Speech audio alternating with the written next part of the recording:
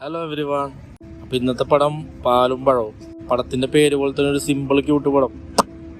First thing പറയേണ്ട കാര്യം Meera Jasmine. എൻ്റെ മോനെ, പടത്തിലൊരു ഡയലോഗുണ്ട്, എനിക്കിപ്പോൾ 10 വയസ്സ് കുറഞ്ഞ പോലെ. അത് തന്നെ ലിറ്ററലി ഫീൽ ചെയ്തത്. മീര ജാസ്മിന് ഒരുപാട് പ്രായം കുറഞ്ഞ പോലെ, നല്ല ബ്യൂട്ടിഫുൾ വണ്ടർഫുൾ ക്യൂട്ടായിട്ട് വന്നിട്ടുണ്ട്. പിന്നെ പറയേണ്ടത് നമ്മുടെ നായകൻ വാവമോനായിട്ട് വന്നേക്കുന്നത് അശ്വിനാണ്. അശ്വിൻ നമ്മുടെ നടനാണ്, ഈ പടത്തിലെ മെയിൻ ക്യാരക്ടറാണ്, മെയിൻ റോളാണ്. ബട്ട് മച്ചാൻ എല്ലാ പടത്തിലുള്ള പോലെ തന്നെ ആ ഒരു വൈബ് തന്നെയാണ് ഇതിനകത്തും. ഒരു cool careless lad. But throughout മച്ചാനെ കൊണ്ട് പറ്റുന്ന രീതിയിൽ മറ്റാൻ പൊളിച്ചിട്ടുണ്ട്. എന്തായാലും ഓവറൊന്നും ആക്കിയിട്ടില്ല. പുള്ളിയുടെ ആക്ടിങ് മീറ്റർ അത് തന്നെ ആ ഒരു ലെവലിൽ തന്നെ. ക്യാരക്ടർ അതുപോലെ തന്നെ ക്യാരക്ടറാണ്, അപ്പൊ അതുകൊണ്ടായിരിക്കാം. പിന്നെ പറയേണ്ടത് ശാന്തികൃഷ്ണ. ഡയലോഗ്സ് കുറവാണ്, ബട്ട് എക്സ്പ്രഷന്റെ കളിയാണ് ഫുള്ള്. ആ എക്സ്പ്രഷനിലൂടെ എന്തായാലും ശാന്തികൃഷ്ണനെ പൊളിച്ചിട്ടുണ്ട്.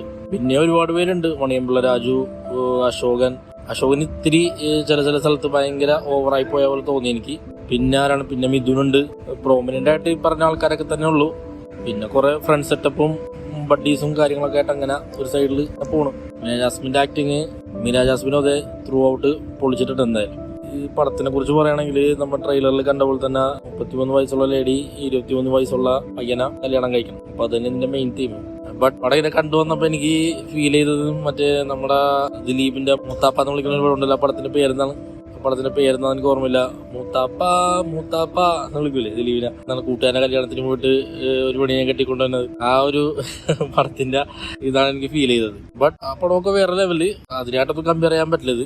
അപ്പൊ ഇതിനെ കുറിച്ച് പറയുകയാണെങ്കിൽ തുടക്കമൊക്കെ നല്ല രീതിയിൽ തന്നെ പോയി. അതായത് ഒരുപാട് പേർക്ക് റിലേറ്റബിൾ ആയിട്ടുള്ള കാര്യങ്ങളായിരിക്കും ഫസ്റ്റ് ഹാഫ്. നമ്മളൊക്കെ പലരും ചെയ്തു വന്ന കാര്യങ്ങളൊക്കെ തന്നെ ആയിരിക്കും. ഫേസ്ബുക്കിൽ മുങ്ങിത്തപ്പി നടക്കുന്നതും റിക്വസ്റ്റ് അടിക്കുന്നതും മെസ്സേജിന് വെയിറ്റ് ചെയ്യണതും അങ്ങനെയുള്ള കാര്യങ്ങളൊക്കെ ഒരുപാട് റിലേറ്റബിൾ ആയിട്ടായിരിക്കും. ബട്ട് ഈ പടത്തിൽ വരുമ്പോൾ അത് കുറച്ചും കൂടി ഒരു എക്സ്ട്രാ സ്റ്റെപ്പും കൂടി മുമ്പിലോട്ട് പോയിട്ട് ഒരു നെക്സ്റ്റ് ലെവലിലേക്കാണ് കാര്യങ്ങൾ പോണത്.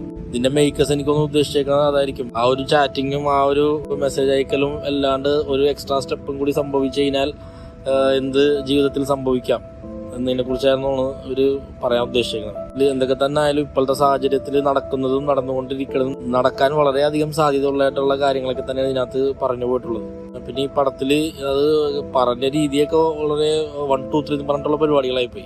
സാധാരണ ഒരു കല്യാണമൊക്കെ എന്ന് പറയുമ്പോൾ ഇപ്പൊ ഈവൻ നമ്മ ലവ് മാരേജ് ആണെങ്കിൽ പോലും അങ്ങോട്ടും ഇങ്ങോട്ടും കണ്ട് മീറ്റ് ചെയ്ത് സംസാരിച്ച് ലീസ്റ്റ് ഏജെങ്കിലും ഒന്ന് കൺഫേം ചെയ്ത് അങ്ങനെയൊക്കെയുള്ള രീതിയിലൊക്കെ ആയിട്ടാണ് കല്യാണം വരെ എത്തണത്. പക്ഷെ ഇതിനകത്ത് 1, 2, 3 പറഞ്ഞിട്ടാണ്. ഇന്ന് ഫ്രണ്ടായി സംസാരിച്ച് നാളെ കല്യാണം എന്നുള്ള രീതിയിലായി പോയി. അത്രയും ഫാസ്റ്റ് ആയി പോയി കാര്യങ്ങൾ. ചിലപ്പോൾ അങ്ങനെയൊക്കെ സംഭവിക്കാം, അതുകൊണ്ടായിരിക്കാം. അപ്പൊ അത് കഴിഞ്ഞിട്ടുള്ള കാര്യങ്ങളാണ് ഇതിനകത്ത് മെയിൻ വിഷയം. ഫസ്റ്റ് ഹാഫ് ആ ഒരു പരിപാടിയൊക്കെ തന്നെ ഇതിനകത്ത് ഫേസ്ബുക്കിന്റെ പരിപാടിയും കാര്യങ്ങളും ഹീറോന്റെയും ഹീറോയിന്റെ ഒക്കെ ലൈഫ് സ്റ്റൈലും കാര്യങ്ങളൊക്കെ പ്ലേസ് ചെയ്യുന്ന ആ ഒരു സംഭവമൊക്കെ തന്നെയാണ് ഫസ്റ്റ് ഹാഫിൽ. ബട്ട് സെക്കൻഡ് ഹാഫിലാണ് കളി ശരിക്കും തുടങ്ങുന്നത്. സെക്കൻഡ് ഹാഫിലാണ് കല്യാണമൊക്കെ കഴിഞ്ഞ് പരിപാടികൾ റിയാലിറ്റിയിലോട്ട് വന്നത് സെക്കൻഡ് ഹാഫിലാണ്. സെക്കൻഡ് ഹാഫാണ് കുറച്ചും കൂടി ഇൻട്രസ്റ്റിംഗ് ആയിട്ട് തോന്നിയത്.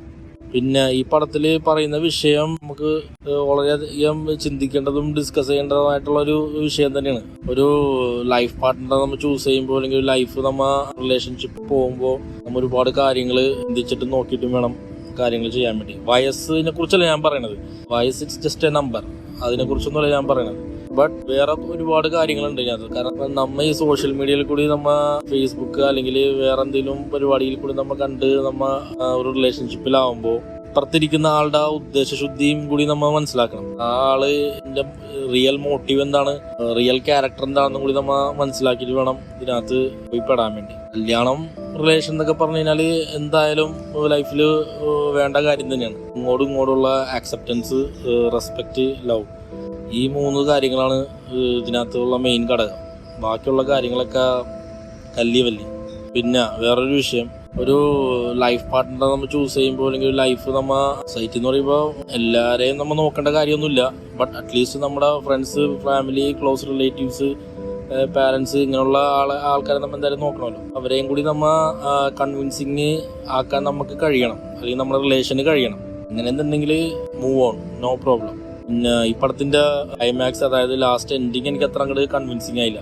അത്രയും നേരം ഒരു നല്ല ഫ്ലോയിൽ പോയിട്ട് അവസാനം നല്ല എൻഡിങ് ആയിട്ട് എനിക്ക് തോന്നിയില്ല. മേ ബി ഞാൻ എന്തെങ്കിലും കൂടുതൽ എക്സ്പെക്ട് ചെയ്തുകൊണ്ടായിരിക്കാം. ചെക്കൻ എന്തെങ്കിലും സക്സസ്ഫുൾ ആയിട്ട് അല്ലെങ്കിൽ എന്തെങ്കിലും പ്രൂവ് ചെയ്ത് കാണിക്കണമെങ്കിൽ കുറച്ചും കൂടി ബെറ്റർ എൻഡിങ് ആവാൻ സാധ്യത ഉണ്ടായിരുന്നു എൻ്റെ അഭിപ്രായത്തിൽ. ബട്ട് ചെക്കൻ എവിടെയാണ് നിന്നത് അവിടെ തന്നെ കൊണ്ടാണ് നിർത്തുന്നത് അവസാനം. അപ്പോൾ അതെനിക്ക് അത്ര അങ്ങോട്ട് കൺവിൻസിങ് ആയിട്ട് തോന്നിയില്ല. അപ്പാർട്ട് ഫ്രം ദാറ്റ് എല്ലാം പൊളിയായിരുന്നു. പിന്നെ ഈ കല്യാണം കഴിക്കലും ഒരു സീനാണ്. കല്യാണം കഴിക്കുന്ന സീന് ഞാൻ നേരത്തെ പറഞ്ഞ പോലെ തന്നെ ഒരു 1, 2, 3 കല്യാണമായിപ്പോയി. അതും എനിക്കൊരു ഇത്തിരി ഓടായിട്ട് ഫീൽ ചെയ്ത്. ബാക്കിയൊക്കെ പൊളിയാണ്. പടം ബോറടിയും കാര്യങ്ങളൊന്നുമില്ല. എൻഗേജിങ് ആണ്, കോമഡി ഉണ്ട്, നല്ല മൊമെന്റ്സ് ഉണ്ട്. എന്തായാലും എല്ലാവർക്കും ഇഷ്ടപ്പെടുന്ന രീതിയിൽ തന്നെ പടം എടുത്തേക്കണത്. ഇനി ഫാമിലിയൊക്കെ ആയിട്ടാണ് പോകണമെന്നുണ്ടെങ്കിൽ, വീട്ടിൽ പ്രായമുള്ളവരുണ്ടെങ്കിൽ അവർക്ക് ചിലപ്പോൾ ഡൈജസ്റ്റ് ആവണമെന്നില്ല ഈ കഥാവിഷയം. പടമല്ല ഇതിൻ്റെ വിഷയം. അപ്പോൾ അതൊന്ന് നോക്കണം. പടം പോയി കാണുക. കണ്ടു കഴിഞ്ഞിട്ട് അഭിപ്രായം കമൻറ്റ് ചെയ്യുക. പ്ലീസ് കമൻറ്റ് ചെയ്യുക. നിങ്ങൾ നല്ലതാവട്ടെ ചീത്തതാവട്ടെ തെറിയാവട്ടെ ഒരു കമൻറ്റെങ്കിലും അയക്ക്. പടം കണ്ടവരാണെന്നുണ്ടെങ്കിൽ കമൻറ്റ് ചെയ്യുക. കാണാത്തവരാണെങ്കിൽ തീർച്ചയായിട്ടും പോയി കണ്ട് കമൻറ്റ് ചെയ്യുക. ഓരോ കമൻറ്റിന് വേണ്ടിയും ഐ ആം വെയിറ്റിംഗ്. അപ്പോൾ അടുത്തൊരു പടമായിട്ട് കാണാം. Till then bye.